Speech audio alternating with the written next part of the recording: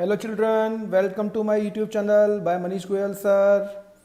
Geometric mean का concept समझाने के बाद आज हम बात करेंगे एनसीईआरटी के question number 27 exercise 9.3।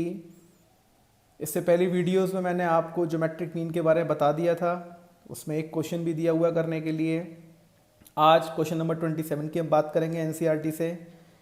Find the value of n so that a to the power n plus 1 plus b to the power n plus 1 upon a to the power n plus b to the power n may be the GM. GM means geometric mean between a and b.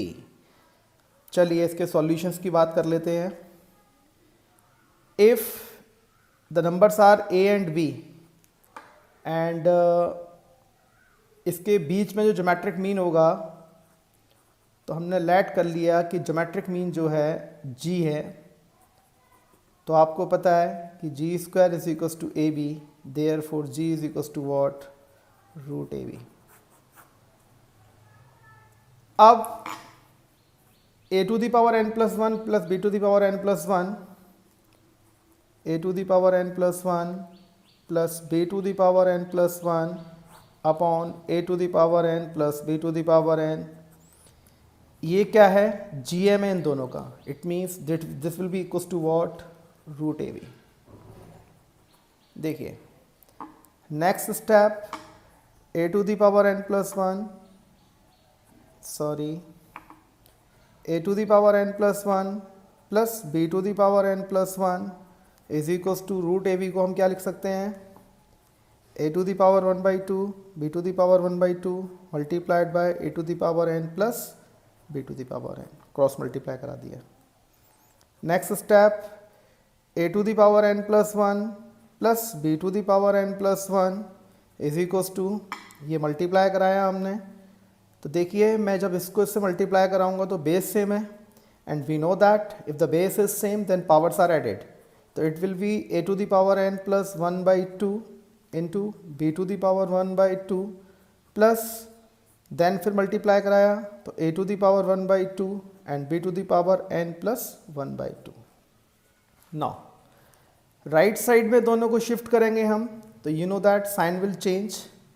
तो A to the power N plus one, हम क्या कर रहे हैं, इसको इधर shift करने के बाद दो टर्म यहाँ पर थे, दो टर्म और हो जाएंगे, चार टर्म हो जाएंगे। तो हम ग्रुप बनाने की कोशिश कर रहे हैं, मैं एक स्टेप बचा रहा हूँ। ए की पावर एन प्लस वन के साथ मैंने जो पेयरिंग कर ली A to the power N plus one by two into B to the power one by two plus B to the power N plus one minus A to the power one by two into B to the power N plus one by two equals to zero. Let's see, one pair is this and another one is this. Now you know the concept of factorization. आपके पास दो pair हैं, आपको common लेना है और इस pair में से मैं कॉमन लेने की बात करूँ तो A to the power N plus one by two easily common आ जाएगा। तो मैं जब ये कॉमन लूँगा तो देखिए A to the power N plus one और A to the power N plus one by two मैंने कॉमन लिया। कॉमन मीन्स बेसिकली है क्या, डिवाइड। तो मैं जब ए की पावर एन प्लस वन में A to the power N plus one by two से डिवाइड करूँगा तो ये पावर ऊपर जाके माइनस होगी, तो बचेगा कितना, A to the power one by two minus B to the power one by two. अब हमें पता है कि जो टर्म यहाँ पर आया है the same term must be come here, the same term must be here. तो what we will take common, थोड़ा ध्यान रखना है इस स्टेप को। एक स्टेप यहाँ हमारी बच सकती है, थोड़ा कैलकुलेशन शॉर्ट हो सकता है कि अगर मैं यहाँ से मुझे ए की पावर वन बाई टू, इसका कोफिशिएंट नेगेटिव है, इसको पॉजिटिव करना है तो मैं यहाँ पर माइनस ले लूँगा और कॉमन ले लूँगा B to the power N plus one by two. तो ये माइनस वाला टर्म हो जाएगा A to the power one by two minus B to the power one by two equals to zero. Now what is common in whole, A to the power one by two minus B to the power one by two common ले लिया तो बचा कितना, A to the power N plus one by two minus B to the power N plus one by two is equals to what, zero.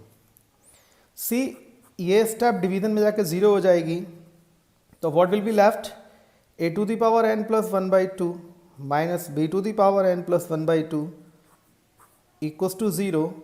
Then A to the power N plus one by two equals to B to the power N plus one by two. Now मैं divide करूँगा इसको तो ये हो जाएगा A to the power N plus one by two upon B to the power N plus one by two equals to कितना, one बचा। Now a upon b to the whole power n plus 1/2 equals to, इस 1 को मैं क्या लिख सकता हूँ, a upon b to the whole power 0. Now on comparing both side, LHS RHS हम कंपेयर कराएंगे, then n plus 1/2 equals to 0, therefore n is equals to -1/2. तो ये एग्जाम क्वेश्चन नंबर 27 आपका कंप्लीट हो गया है, NCERT exercise 9.3. In next video we will solve the further questions. So firstly, try to attempt NCERT and see the solution in the upcoming videos. Thank you.